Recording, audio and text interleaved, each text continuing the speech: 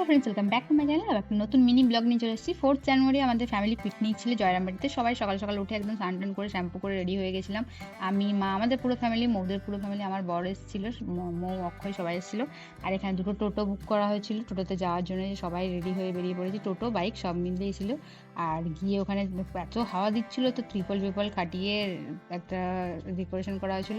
মেনুতে ছিল ঘুগনি মুড়ি, চিকেন পকোড়া, কফি, আর চিকেন কষা, চিকেন মাটন, চাটনি, পাঁপড়, এই সমস্ত কিছু, আর আলু পোস্ত।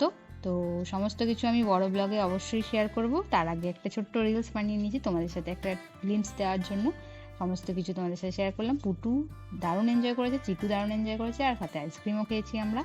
আর সবাই মিলে এত নাচানাচি না করলে হয়, পিকনিক বলে কথা, নাচ না হলে তো চলে না। তো কেমন লাগলো মিনি ব্লগটা অবশ্যই কমেন্ট করে জানিও। ভালো লাগলে লাইক, শেয়ার, কমেন্ট, সাবস্ক্রাইব। দেখা হচ্ছে পরের ব্লগের। টাটা, সবাই ভালো থেকো, সুস্থ থেকো, টাটা।